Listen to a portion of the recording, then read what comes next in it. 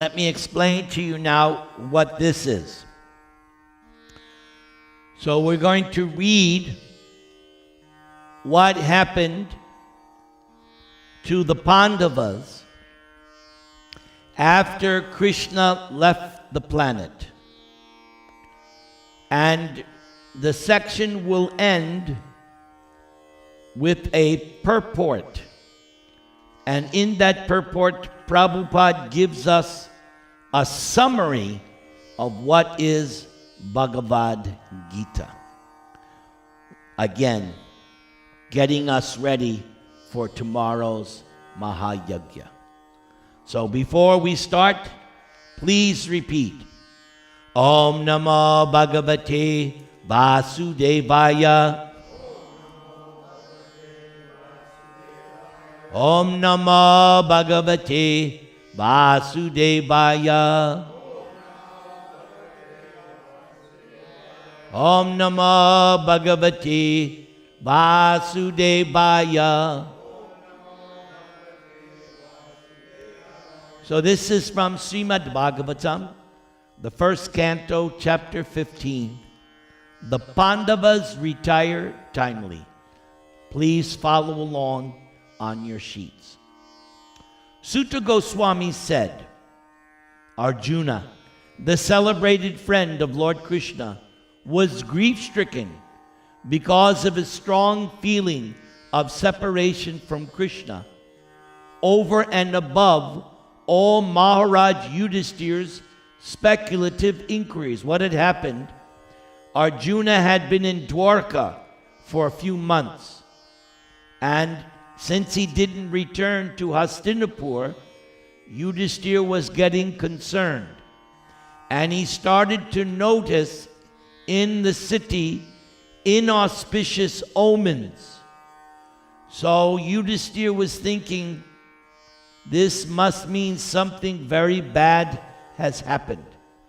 When Arjuna finally arrives, he sees that Arjuna is completely devastated. He can see by the face, because there's this expression, the face is the index of the mind, of the heart. So looking at Arjuna's face, Yudhishthira pretty much thinks the worst has happened.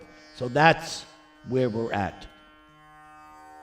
Due to grief, Arjuna's mouth and lotus-like heart had dried up. Therefore his body lost all luster. Now remembering the Supreme Lord, Arjuna could hardly utter a word in reply. With great difficulty, Arjuna checked the tears of grief that smeared his eyes. Arjuna was very distressed because Lord Krishna was out of his sight, and Arjuna increasingly felt affection for Krishna. Remembering Lord Krishna, his well wishes, benefactions, intimate familial relations, and his chariot driving, Arjuna, overwhelmed and breathing very heavily, began to speak. So, in the same way, family members here, they remember Jashbai, Jai Krishna Das. Sometimes they also feel like this. You just explained. You're going through the same exact thing. See how Krishna works. Just see how Krishna works. So here's Arjuna. O King, the Supreme Personality of God, and everybody say, Hari, who treated me exactly like an intimate friend, has left me alone. Thus my astounding power, which astonished even the demigods, is no longer with me.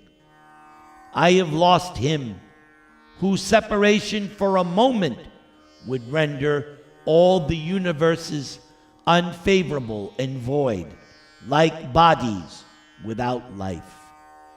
So now, we're going to go through a whole series of events that took place during the Mahabharata.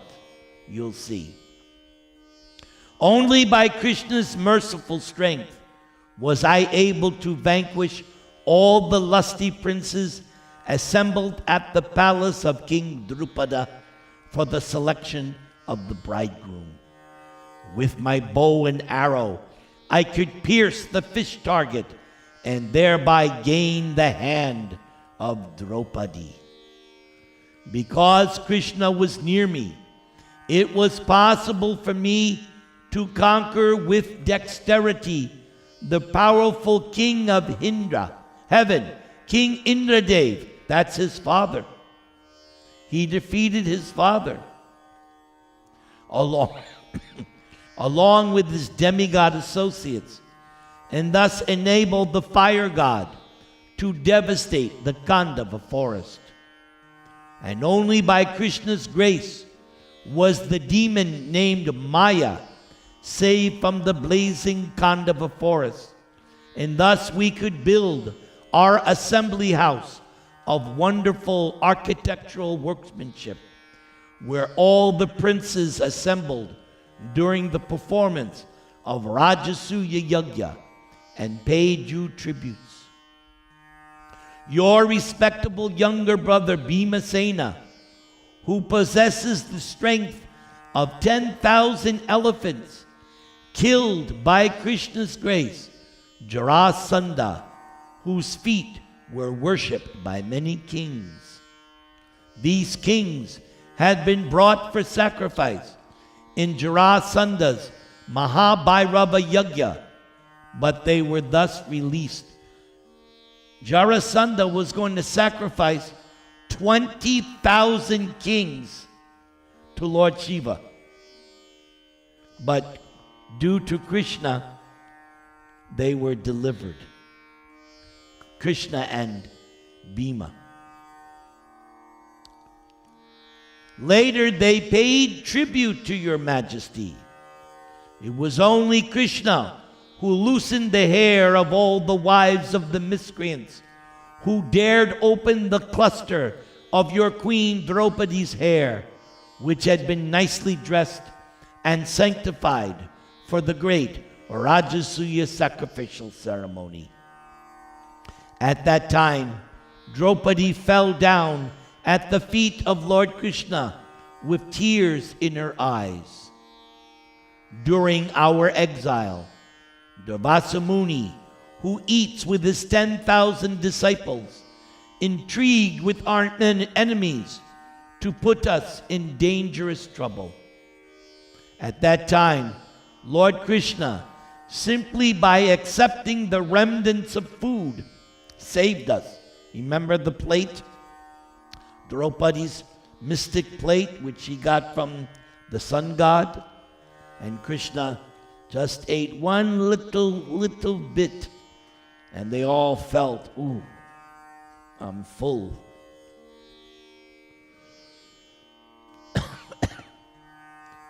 By his accepting food thus, the assembly of Munis, while bathing in the river, felt sumptuously fed, and all the three worlds were also satisfied. It was by Krishna's influence only that in a fight I was able to astonish the personality of God, Lord Shiva, and his wife, the daughter of Mount Himalaya. Lord Shiva, and they appeared as hunter, and there was this contest where they both shot an animal simultaneously, and each said, "It's my animal." And so they fought. Thus Lord Shiva became pleased with me and awarded me his own weapon. Other demigods also delivered their respective weapons to me, and in addition, I was able to reach the heavenly planets in this present body and was allowed a half-elevated seat. And when I stayed for some days as a guest in the heavenly planets, all the heavenly demigods, including King Indradev, took shelter of my arms which were marked with the Gandiva bow, to kill the demon named Nivata Kavacha. O King Yudhishthir, descendant of Ajamid, at the present moment I am bereft of the Supreme Personality of Godhead, by whose influence I was so powerful. So, notice Arjuna's understanding where he got his powers from. He never thought, now, I did this on my own, it was all me. Now he realizes, I was able to do all these things because of Krishna. As Krishna says in Bhagavad Gita, I am the ability in man. So none of us should think, I did this, I did that. No. By Krishna's grace, I was able to do this. That's humility. The military strength of the Kauravas was like an ocean in which there dwelled many invincible existences, and thus it was insurmountable. But because of his friendship, I, seated on the chariot, was able to cross over it. Yes, during the battle, so many times Krishna intervened and saved Arjuna, especially in his fight with Bhishma and Karna. Krishna had to intervene and save Arjuna. And only by his grace was I able to regain the cows and also collect by force many helmets of the kings, which were bedecked with jewels that were sources of all brilliance.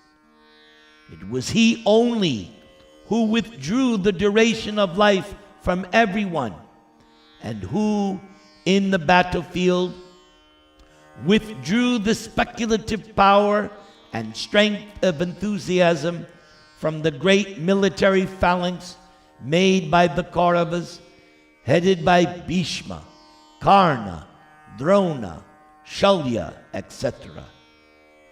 Their arrangement was expert and more than adequate, because the Kauravas had many more Akshahinis than the Pandavas. The number was great difference, but little by little, the Kauravas lost their Akshahinis day by day, day by day. Their arrangement was expert and more than adequate. But Lord Sri Krishna, while going forward, did all this. Great generals like Bhishma, Drona, Karna, Bhurishrava, Susharma, Shalya, Jayadratha, and Balika all directed their invincible weapons against me. But by Lord Krishna's grace, they could not even touch a hair on my head. Because that one arrow that Karna sent would have killed Arjuna, but Krishna stepped on the chariot. So the chariot went down and it went over his head. Like this much. Actually it knocked Arjuna's crown off. I'm just now remembering. That weapon, that arrow sent by Karna, knocked Arjuna's crown off. That's how close it came to killing. But all Krishna did was step down on the chariot, so it went down, knocked off his crown. Similarly, Prahlad Maharaj, the supreme devotee of Lord Nrsimha, was unaffected by the weapons the demons used against him. It was by Krishna's mercy only that my enemies neglected to kill me when I descended from my chariot to get water for my thirsty horses. And it was due to my lack of esteem for my Lord that I dared engage him as my chariot driver, for he is worshipped and offered services by the best of men to attain salvation. Mukund. What is the name of Krishna? That it means he gives salvation. Mukunda. Very good. So at the time of death, just remember your name and you will be delivered.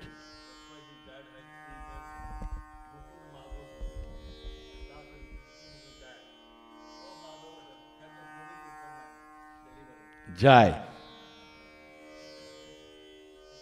O King Yudhishthira, Krishna's joking and frank talks were pleasing and beautifully decorated with smiles. His addresses unto me as, O son of Pratha, O friend, O son of the Kuru dynasty, and all such heartiness are now remembered by me, and thus I am overwhelmed. Just like Krishna Kumar, you had many talks with Jashbai. Sometimes you must remember some of the talks you had with him. Same idea. At that time of advertising oneself for acts of chivalry, sometimes if there were any irregularity, I used to reproach him by saying, "Oh, my friend, you are very truthful." Even in those hours when his value was minimized, he, being the Supreme Soul, used to tolerate all those utterings of mine, excusing me exactly as a true friend excuses his true friend, or a father excuses his son. O Emperor, now I am separated from my friend and dearmost well-wisher, the Supreme Personality of Godhead, and therefore my heart appears to be void of everything. In his absence, I have been defeated by a number of infidel cowherd men while I was guarding the bodies of all the wives of Krishna. So when Arjuna left Dwaraka, he was supposed to take the wives of Krishna. But Arjuna was defeated by some cowherd men. What Arjuna didn't know was that it was actually Krishna in disguise who defeated him. But he didn't know at the time. He just thought, wait, I can't protect Krishna's wives? He didn't know. I have the very same Gandiva bow, the same arrows, the same chariot drawn by the same horses. And I use them as the same Arjuna, to whom all the kings offered their due respects. But in the absence of Lord Krishna, all of them, at a moment's notice, have become null and void. He's got no power now. He's completely powerless. It is exactly like offering clarified butter on ashes, accumulating money with a magic wand, or sowing seeds on barren land. O King Yudhishthira, since you have asked me about our friends and relatives in the city of Dwaraka, I will inform you that all of them were cursed by Brahmins, and as a result, they all became intoxicated with wine made of putrefied rice, and fought amongst themselves with sticks, not even recognizing one another. Now, all but 4 or 5 of them are dead and gone. So this was Krishna's family, his sons. They became intoxicated, they started to fight, and they started to kill. And they became so intoxicated, they tried to attack Krishna and Balaram. This is what's wrong with intoxication. You don't even recognize your father and you attack him. So Krishna and Balaram had to also kill the family members. And at the end, they were all dead and gone. Then what did Balaram do? He produced a snake from his mouth. He got on the back of the snake and went back to Godhead. Krishna sat down under a tree, meditated, and he ascended back home, back to Godhead. So, factually, this is all due to the supreme will of the Lord.